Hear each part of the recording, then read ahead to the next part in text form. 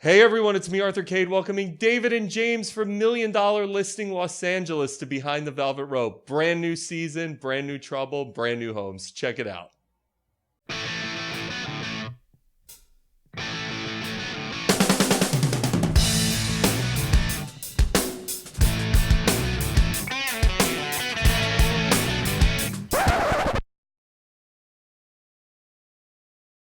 Hey everyone, it's me, Arthur Kade. David and James, first of all, welcome back. So excited to have you. We were just talking about, you guys kicked butt last season, and you're kicking butt again this season, and you're selling a ton of real estate. So we're done with the interview. Congratulations on everything. Thank you so much for having us. Congratulations. $1 Million Listing LA. How awesome. You guys have built this really great thing, and it's got to be so cool just coming back and kicking butt, right?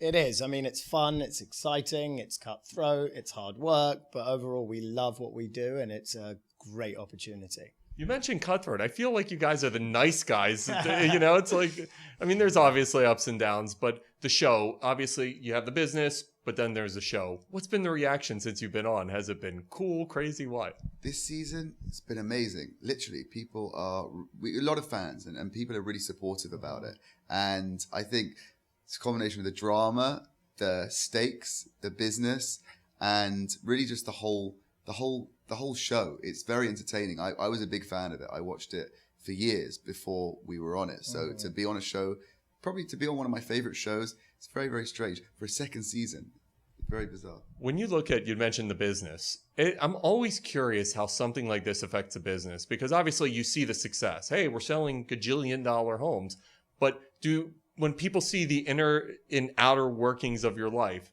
how does it affect the business? You know, it does affect the business because it's a hardcore schedule. And I think, if I'm not mistaken, it's the longest reality show to film because they follow your life and they follow the deal and they follow the story. For us, it just means we have to work extra hard. So instead of working an 8-hour day, we're doing 12, 15-hour days. So it's just putting in the extra time to make everyone happy. When you're in the middle of a deal and it's being filmed, does it affect how you do the deal? Like, I would be so self-conscious. Like, I'm like, oh my God, did I just lowball him on camera? Like, how does it affect you guys? I think you get used to the cameras. Because I always watched reality shows. I love them, right? And I'm a bit obsessed by it. And I always thought, how can they like be themselves? Like, they're having rows in front of the camera. They're like, you know, brushing their teeth, brushing their hair. And it's like, they're so like normal and natural in front of the cameras. And I thought, I could never do that. How can you forget like a load of cameras are around you?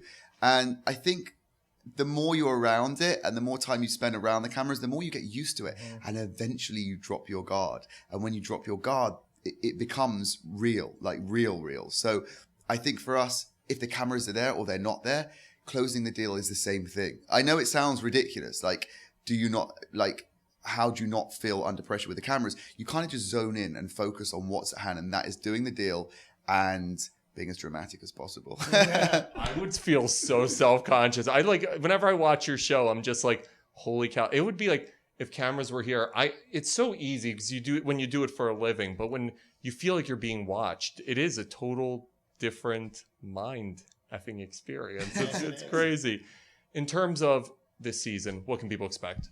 You know what? I think the stakes are even higher. And I think in the LA real estate market, the inventory is near there gone. So we are really getting creative on how to find the deals, how to close the deals, and how to go up against other cast members, which we do a deal with this season. So there's a lot of exciting things to come. In a prior life, I was a financial advisor, and I remember the housing market when I was a financial advisor was just out of this world. And then the bubble burst, and I was like, I'm out of this business. What's it like right now? Where are we with the housing market, especially West Coast? West Coast is still great value.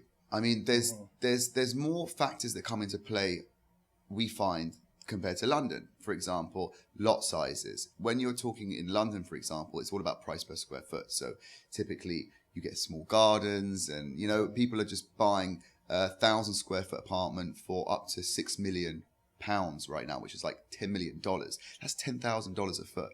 What we're seeing is in LA, you can buy the best location in the bird streets, panoramic views. There's not many lots like that, but when there are panoramic views, brand new construction house for probably no more than $3,000 a foot.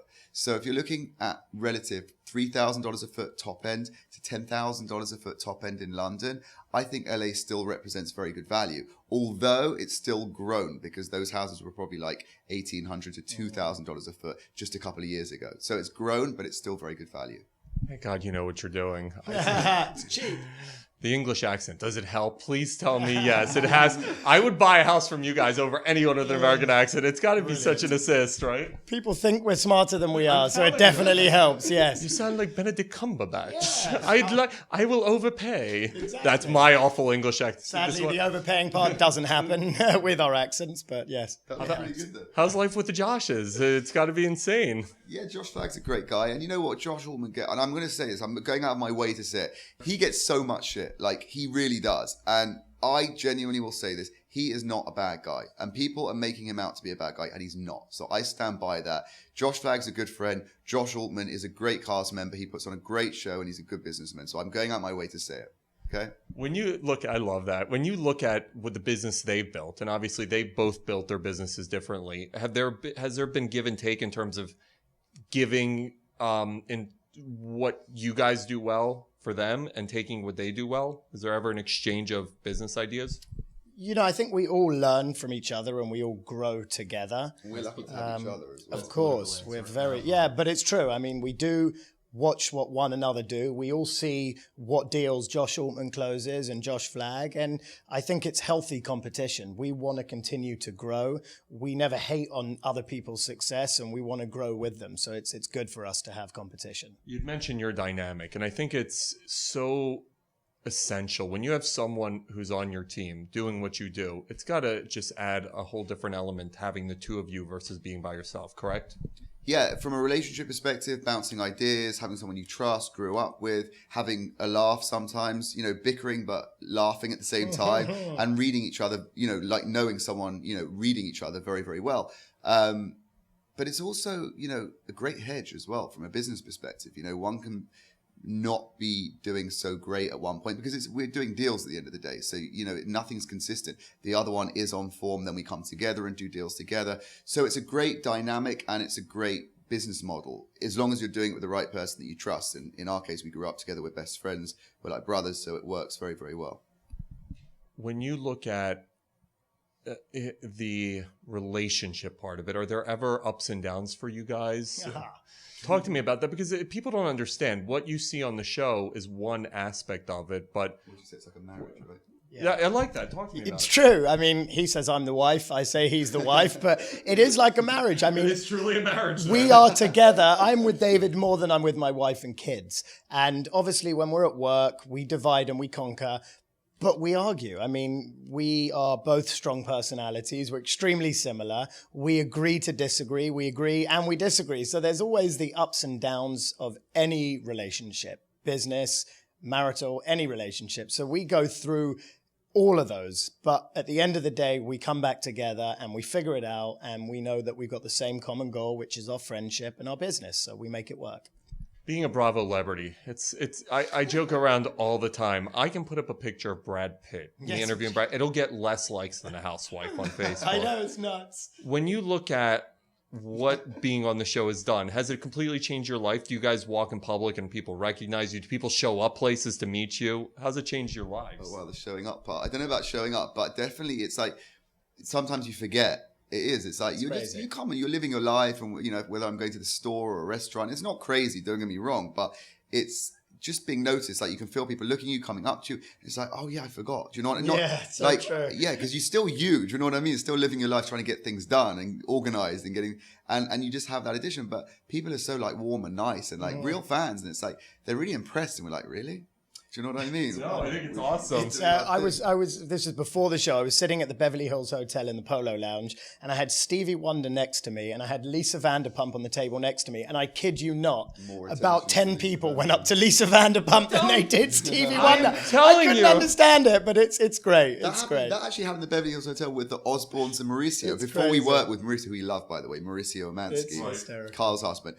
And the same thing in the Polo Lounge, you have the Osbournes there, who are reality, but obviously he has Of course. and rock icon. Of course. amazingly so. Like, I'm a huge fan. And Mauricio, and literally the people were walking past Ozzy and Sharon to go over to Mauricio to get pictures with him, and I was like, well, that's pretty cool. I mean, he's a great guy before we work with him, but it just shows like there's a massive shift. Like the celebrity is really focused on reality. I mean, look at the Kardashians, for example. You know, insane. it's incredible. It blows my mind because I'll literally put a picture up of somebody who is an A-lister icon, and I'll get like 4 likes on a Facebook, and then I'll put a Bravo person up, and it's like 15,000 likes or something. Like, and I'll even say to my producer Maddie sometimes, I'm like, is this person not a big deal? Did I miss something? I promise you one thing: put a photo up of David and I and Brad Pitt. They're gonna make me take it. Brad Pitt's gonna get more likes. But People love your show. Congratulations on everything. you. Congrats! You just told me another 2 episodes on the way, so congratulations as well. 14. You're always such a gentleman. It's always a pleasure to be here with you. And I'm so happy to have you guys. I love your jacket, and you guys always dress so well. So I'm so happy you guys are doing well, and